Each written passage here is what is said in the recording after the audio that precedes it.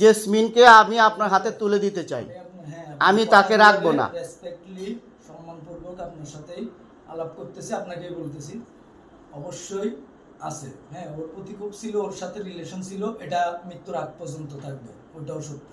কিন্তু আমি কারো জীবনের উপর আঘাত আনতে পারি না, ওর বাচ্চাদের এখানে কোনো রিলেটেড নেই।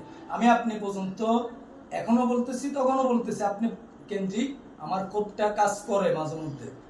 যখন আমি কন্ট্রোললেস হয়ে যাই, আপনার উপরে আমার কাজ করে।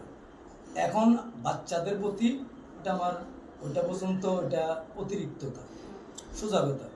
ঠিক আছে, এখন যেহেতু যে কোনোভাবে আমি জানছি আপনার সাথে সে পরক্রিয়ায় লিপ্ত, তার সাথে আপনার এফআইআর ছিল, সম্পর্ক ছিল।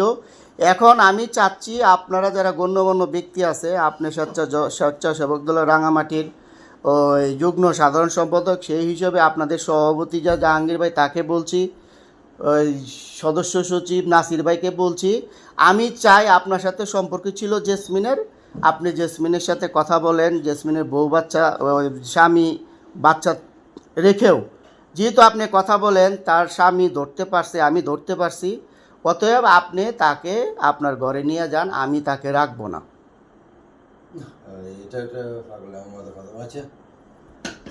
আমি তাকে রাখবো না। শুনেন প্লিজ।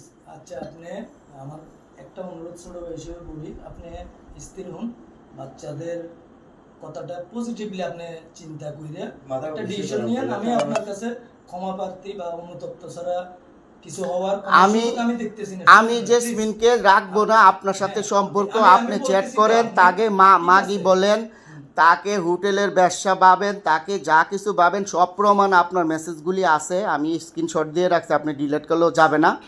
তো আমি চাই আপনার কাছে, আমি জেসমিনকে আপনাদের লোক নিয়ে সম্মানে আপনার কাছে বুঝিয়ে দিব, আপনি তারে ঘরে নেন, আমি তাকে রাখবো না, তার সাথে ঘর সংসার করবো না, আমার ছেলে নিয়ে আমি চলে যাব। আপনি কি বলেন সেটা বলেন, আমি ডিভোর্স দিয়ে দেবো আপনার সামনে। শুনুন, এটা একান্তই আপনার বিষয়। আমি অনুরোধ করব, দেখেন আমার খুব ছিল খুব থাকতে তো একজন মানুষের সংসার ভাঙতে পারে না, যতই খুব থাকুক। কেন আপনি এই মানুষের সংসারটা ভাঙলেন? শুনেন ভাই, ওইটা না ভাঙার জন্যই আমি আপনার সাথে সবকিছু, আমি তো আমার ওয়াইফকে মারধর করছি, তারপরে আপনার সম্পর্কে সবকিছু জেনে তারপরে আপনাকে ডাকছি। যেহেতু আপনার সম্পর্ক আছে, আপনি তাকে নিয়ে যান, তার সাথে ঘর সংসার করেন।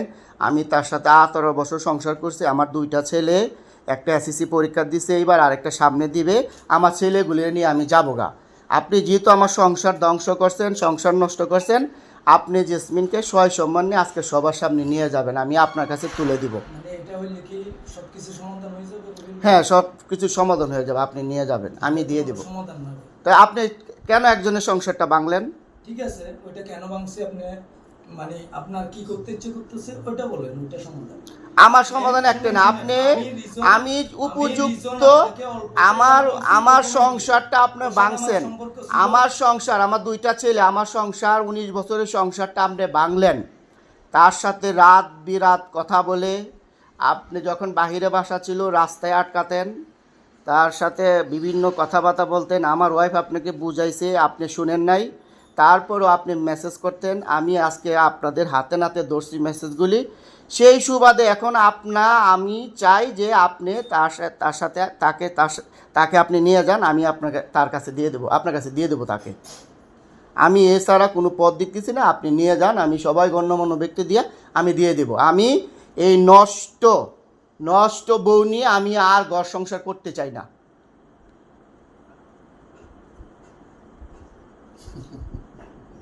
আপনি সিদ্ধান্তটা জানান, এখন আপনি কি করবেন?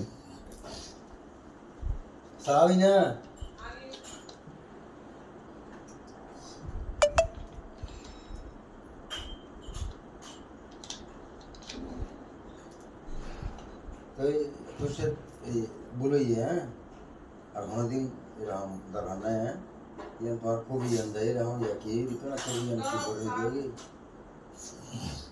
बोलेगी